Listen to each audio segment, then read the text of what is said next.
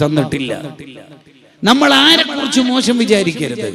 അങ്ങനെ ചിന്തിച്ചാൽ നമ്മൾ ആരെക്കുറിച്ചെല്ലാം മോശം വിചാരവുമായി നടന്നിട്ടുണ്ടോ അവരെല്ലാവരും ആഖിറത്തിൽ വന്ന് നമ്മുടെ നന്മകൾ കൊണ്ടുപോയി അവസാനം നമ്മുടെ നന്മകൾ തീർന്നാൽ അവരുടെ തെറ്റുകുറ്റങ്ങൾ നമ്മുടെ തലയിലിട്ട് പാപ്പറായി നരകത്തിലെത്തുമെന്ന് ഹദീസിനെ വിശദീകരിച്ച് ഇമാം ഷഅറാനി തങ്ങൾ അൽ മൻഹജുൽ മുത്തഹർ എന്ന കിതാബിൽ എഴുതി വെക്കുന്നത് കാണാം.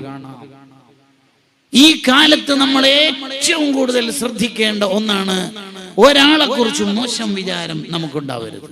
ഒരാളെ കുറിച്ച് ഒരാൾ മോഷണം നടത്തിക്കൊണ്ടിരിക്കുമ്പോൾ ഈസാ നബി അലൈഹി സ്വലാം കണ്ട് ഈസാ നബി പറഞ്ഞു, എന്റെ കണ്ണിനെന്തോ പിഴച്ചതായിരിക്കും, അയാളുടെ സാധനം എന്നെ എടുക്കുന്നതായിരിക്കും എന്ന് പറഞ്ഞിട്ട് ഈസാ നബി തിരിച്ചു പോവുകയാണ്.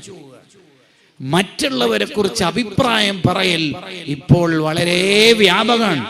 ഗീബത്ത് ഹറാമാണെന്ന് അറിയാത്തതുപോലെയാണ് രണ്ടാൾക്കാർ ഒരുമിച്ച് കൂടിയാൽ ഉണ്ടാവുക. അതിൽ നമ്മൾ ഉൾപ്പെടാൻ പാടില്ല. ശൈഖുൽ ഇസ്ലാം സക്കരിയ അൻസ്വാരി റളിയല്ലാഹു അൻഹു പറയുന്നത് കാണാം, ഒരാളെ അല്ലാഹു ഉന്നത സ്ഥാനത്തേക്ക് എത്തിക്കണം എന്ന് ഉദ്ദേശിച്ചാൽ എന്താ ചെയ്യുക? അയാളുടെ അസൂയാലുക്കളായ ശത്രുക്കൾക്ക് അയാളെ കുറിച്ച് എന്തെങ്കിലും ദുഷ്പ്രചരണം നടത്താൻ ഒരു വകുപ്പുണ്ടാക്കും.